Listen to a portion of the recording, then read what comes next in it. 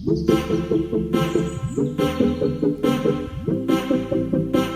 साथियों, मैं अमरदीप कादियान। नमस्ते, प्रणाम, सलाम वालेकुम, सत श्री अकाल, जय मसीह की, राम राम जी, जय माता की। साथियों, आपका स्वागत है मेरे यूट्यूब चैनल डिसेंट एडवाइज में। साथियों, आज हम बात करेंगे, जैसे कि मैं हर बार कहता हूं, आपके किसी यार प्यारे रिश्तेदार को किसी भी तरह की कोई भी समस्या हो तो आप उनके पास मेरी ये वीडियो शेयर कर दें। आपको किसी तरह की कोई दिक्कत परेशानी है, कानूनी या किसी भी तरह की, तो आप कमेंट करके आप डिसेंट एडवाइस ले सकते हैं। अभी मेरे पास कमेंट आया है, ज्यादातर मेरे पास लोन के रिगार्डिंग कमेंट आते हैं। लोन के बारे में लोग ज्यादा जानकारी पूछते हैं, क्योंकि लोगों का लोन रुका हुआ है, करोड़ों आदमियों का कोरोना की वजह से एनपीए में केस जाने के कगार पे आया हुआ है। अभी तो माननीय सुप्रीम कोर्ट की तरफ से एनपीए पे रोक है, पर जैसे ही एनपीए से रोक हटेगी सीधा ही ये केस करेंगे बैंक और एनबीएफसी कंपनी वाले उनके ऊपर। लेकिन उसके अलावा भी मैं हर बार कहता हूं, आपको किसी भी तरह की कोई भी एडवाइस, कोई भी सलाह चाहिए तो आप कमेंट कर सकते हैं। अभी आप सुनेंगे, इन आदमी ने, इनका नाम है सुभाष बुपी, इन्होंने लोन से हटके क्वेश्चन किया है। अब इनके क्वेश्चन का जवाब क्या है वो जरा इनका पहले क्वेश्चन हम पढ़ते हैं। सर, मेरे अंकल की 5 एकड़ खेती मैंने 2015 में पूरा पैसा देकर खरीद ली है, और बाद कभी कभी पैसे की ज़रूरत पड़ती थी तो मैं उनसे ब्याज पर पैसे ले लेता था और सिक्योरिटी के लिए चेक देता था।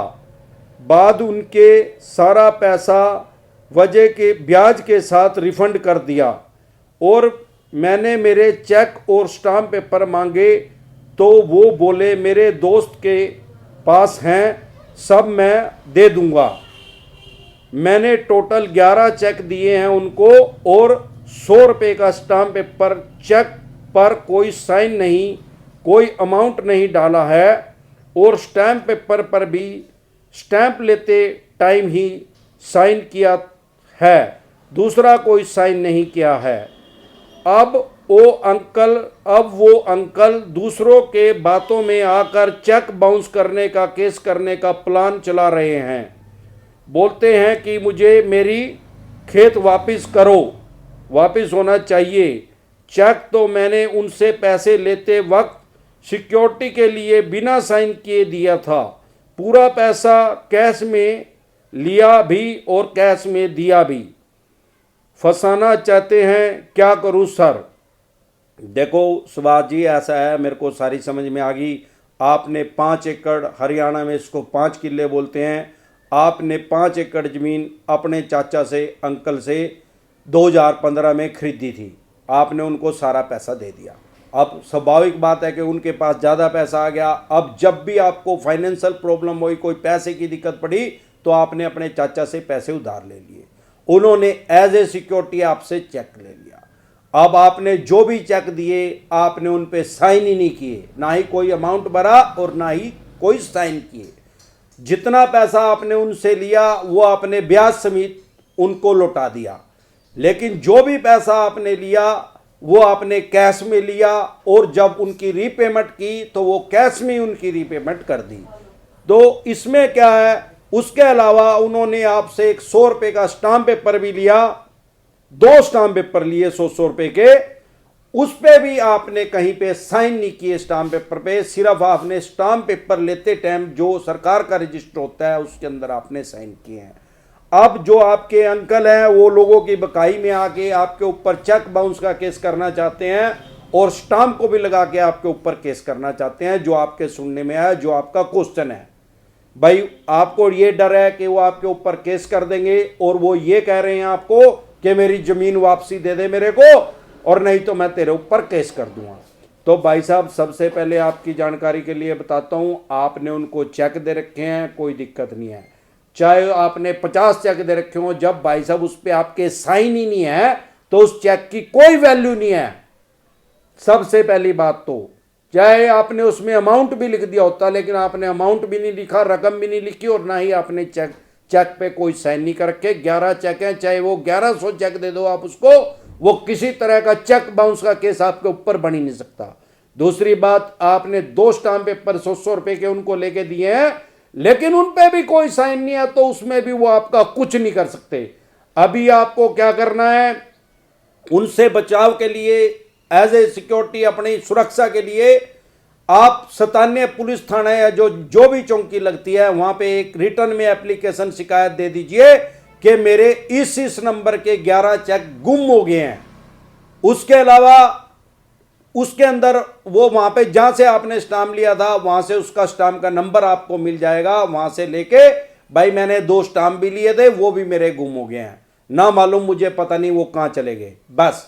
इसके अलावा वो रिपोर्ट दर्ज करने के बाद उसकी सिर्फ कॉपी लेके बैठ जाइए। उसके अलावा वो आपका कुछ नहीं बिगाड़ सकता, क्योंकि साइन के बगैर कुछ नहीं होता कभी भी। ऐसे तो पता नहीं किसके रिलायंस वाले के चेक चोरी करके लिया देगा यार, उसके ऊपर ही केस कर देगा कि सारा बकवास करने लग रहा। फिर भी कोई दिक्कत परेशानी आए किसी भी तरह की तो आप दोबारा से कमेंट कर सकते हैं डिसेंट सलाह के लिए। फरहान मलिक, हेलो सर, नमस्कार सर, मेरा होम क्रेडिट से 2 लोन चल रहा है। एक लोन 15,000 का, दूसरा 20,000 का। सर मैं 15 वाले को 6 किस्त जमा कर रखी हैं, 20 वाले की 5 कर रखी हैं। लॉकडाउन के बाद दोनों लोन की EMI भरी है और सब सर जॉब भी कर रहा हूं, पर कंपनी में काम कम है तो सैलरी भी 40% मिलती है। घर भी सही से नहीं चल रहा है और EMI कैसे भरूं? और होम क्रेडिट वाले बहुत परेशान कर रहे हैं सर, मैं क्या करूं बताओ। भाई साहब ये आपके दोनों अनसिक्योर लोन है। अनसिक्योर लोन में आपका कुछ नहीं बिगाड़ सकते। अनसिक्योर लोन मीन्स जिसमें आपने कोई सिक्योरिटी नहीं रखी, कोई प्रॉपर्टी नहीं रखी, कोई मकान दुकान जमीन जायदाद नहीं रखा, गोल्ड नहीं रखा, सोना नहीं रखा उसके पास, कोई घोड़ा गाड़ी नहीं रखी, स्कूटर मोटरसाइकिल कार जीप बस नहीं रखी, तो ये सिक्योर लोन में आता है। अनसिक्योर मतलब आपने जबानी जमा कर उससे लोन ले लिया, चेक दे दिए, कोई बात नहीं, लेकिन ये अनसिक्योर में आपका कुछ नहीं बिगाड़ सकते। अनसिक्योर लोन के टॉपिक पे मैं ऑलरेडी वीडियो बना चुका हूं, आप उसको देख लें, आपके सारे डाउट क्लियर हो जाएंगे। फिर भी कोई दिक्कत परेशानी आए तो दोबारा से आप कमेंट कर लेना। शहादत अली, सर PNB में चेक जमा है, मुद्रा लोन है सर, भर नहीं पा रहा हूं, क्या करें सर? चेक बाउंस केस होने पर मैं क्या करूं, डिटेल में बताइए सर। भाई साहब आपने मुद्रा लोन लिया है तो ये अनसिक्योर लोन में होगा आपका। अनसिक्योर लोन के टॉपिक पे मैं वीडियो बना चुका हूं, आप उसको देख लें। आपने चेक दिया था तो ये चेक बाउंस करवा के आपके खिलाफ मैक्सिमम ज़्यादा से ज़्यादा क्या कार्रवाई कर सकते हैं, इस टॉपिक पे भी मैं ऑलरेडी वीडियो बना चुका हूं। चेक बाउंस पे आप उसको सर्च करके मेरी वीडियो में जाके चेक बाउंस पे जो वीडियो बनी है उसको देख लें, आपको सारे जो आपका सवाल है उसका जवाब मिल जाएगा। फिर भी कोई दिक्कत परेशानी आए तो दोबारा से कमेंट कर लेना।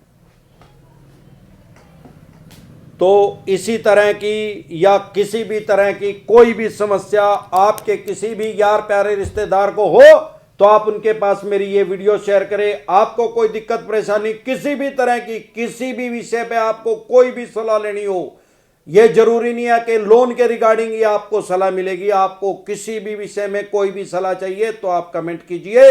आपके कमेंट का जल्दी करके मैं हर कमेंट का जवाब देता हूं और 100% स्टिक होता है। डरे और घबराए नहीं।